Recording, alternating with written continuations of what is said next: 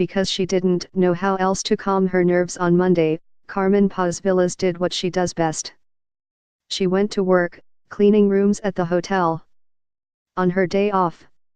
And now, I cry and cry, Paz Villas said, in between rooms, when she learned that, no matter how hard she works, the country she's called home for 18 years doesn't want her family anymore.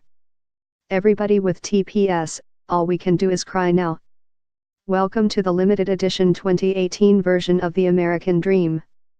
Because, according to our government today, it's not enough to work hard, open a 401k, buy a home, obey the law, start a business, get a Costco card, become a sports fan, win Employee of the Month and have a family to become an American.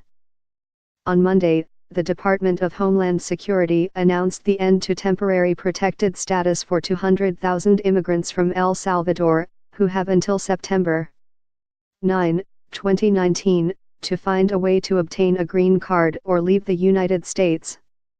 That means Paz Villas's husband can't stay. He's from El Salvador. She's from Honduras, and the administration announced 2 months ago that roughly 57,000 Hondurans in the United States with protected status like her may also have to leave soon. So much for their home, their kids, their neighbors, and their friends in Gaithersburg. Across the nation, especially in the Washington area, which has one of the nation's largest concentration of Salvadorans, immigrants went to work, picked the kids up, paid their bills and worried if this new America is not for them.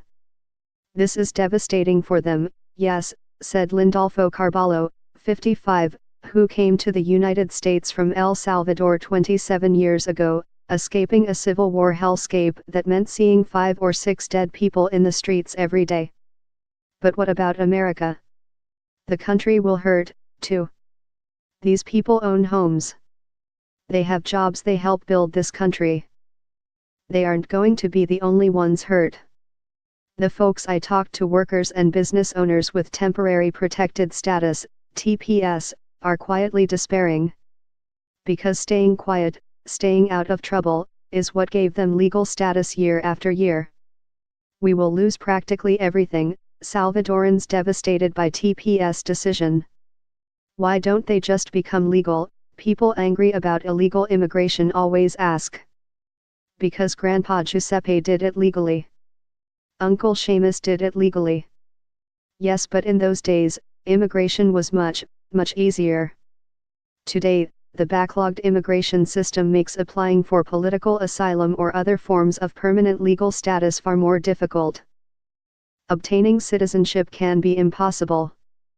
That process is over a decade long. It can cost thousands of dollars. It's not realistic, said Uva Benok, an immigration lawyer in the D.C. area. Benok proved that point Monday morning, when she looked at her calendar for the week.